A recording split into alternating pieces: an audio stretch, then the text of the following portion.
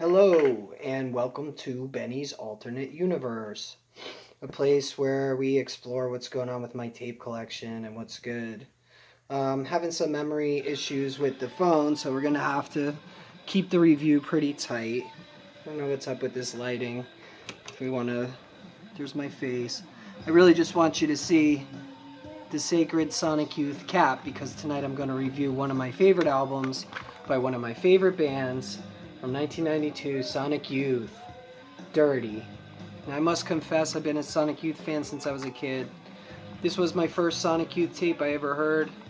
This song 100% was the first Sonic Youth song I had ever heard, but I had heard of them because of a magazine called Guitar World. They got a lot of press for the predecessor to this, Goo. I never heard Goo until later, and really it's not really one of my favorite Sonic Youth albums, but Dirty is amazing, and it is one of my favorite, and I think it may actually be my favorite. And apologies to everybody who, most people tend to give that crown to Daydream Nation, which is great. I prefer Sister over Daydream Nation, to be honest with you, and I might even like Washing Machine better, but Sonic Youth is a band that I've listened to my whole life, and I love them very much. Of course, they were innovators because of their bizarre guitar style of Thurston Moore and Lee Ronaldo, as well as their alternate tunings and weird approaches to wiring and stuff like that, and just searching for out there sounds. 1992 was a big year because Sonic Youth was very closely associated with Nirvana, and they helped out Nirvana a lot on their rise to fame, and they did a big tour, I believe in 91, of Europe with Sonic Youth and Nirvana. It's kind of legendary. And so when it came time for them to record their second major label on Geffen, same label that Nirvana had released Nevermind on, they went with the producer Butch Vig, who also did Nevermind, who also did Siamese Dream by Smashing Pumpkins, and was a really important producer of the 90s sound, so to speak. It's my opinion that this is the best thing that ever happened to Sonic Youth. It's an absolutely great pairing. I know that it would go south on their next album, Experimental Jet Set Trash and No Star, but the sound on Dirty, to me, is definitely the best sounding Sonic Youth record, and it's saying a lot because their records always sound great, and it also has some of their best songs.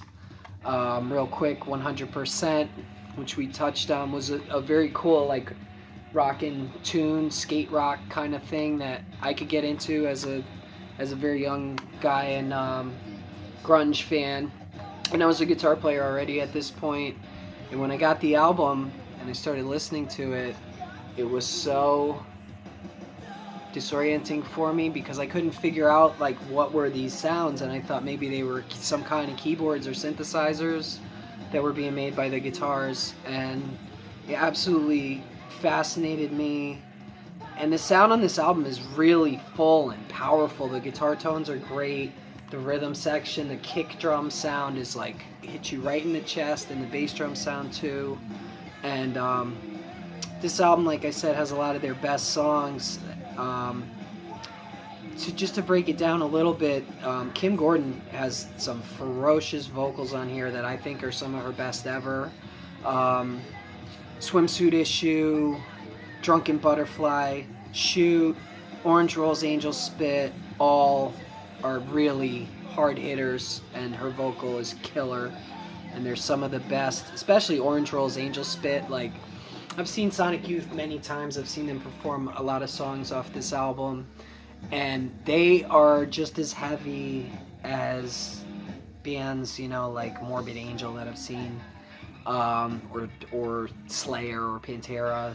That they create a noise that is so unbelievably cacophonous, and it really kind of makes me sad that they haven't released an official live album ever in their career. They had to hold that Tiger bootleg of the Sister Tour, which was sick, but we're still holding out on that official double, maybe triple, quadruple live set now that Sonic Youth sadly is defunct. Thurston Moore comes through with some of the more poppy songs on this album, and there is a really nice balance because, so, you know, some people hate Sonic Youth for becoming more accessible, less experimental. I definitely don't. This is the period of their career that I really love the best, even though I do like their early career, which is very experimental, and their later career too, which I think had its very weird moments on Sonic Nurse and A Thousand Leaves, New York City Ghosts and Flowers. But he comes through with some poppy tunes here.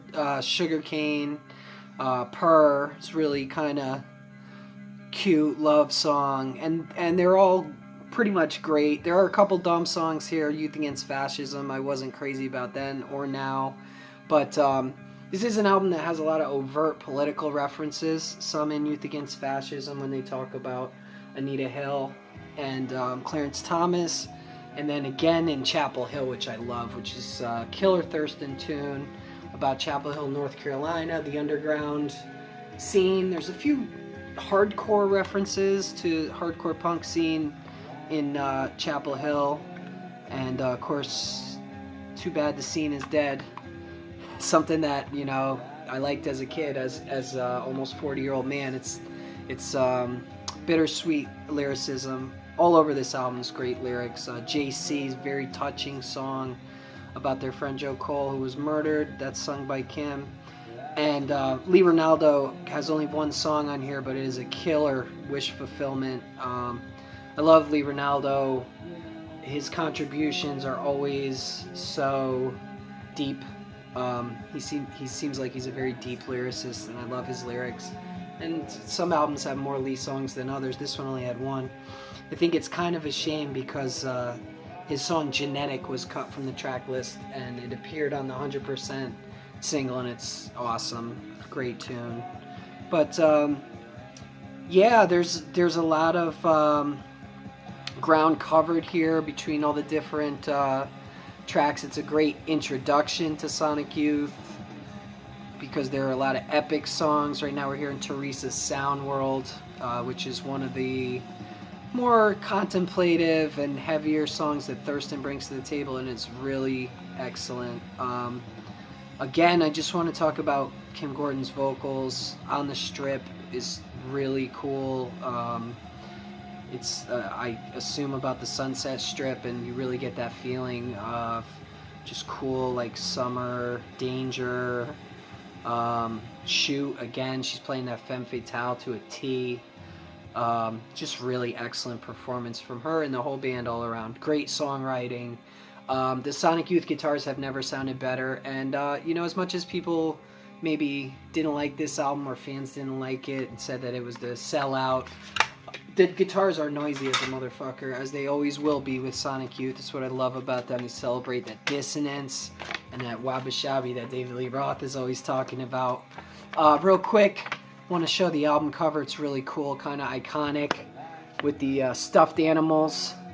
We don't really know what that's exactly all about. It's art rock, it's Sonic Youth, one of the all-time greats. Definitely a fantastic record, one of their best. I'm gonna try and throw some ducks at you really quick. The attitude is all over it. Excellent production. Something Special is one of their best. It's heavy, very heavy at times. Always brainy with Sonic Youth, you know, they're innovators.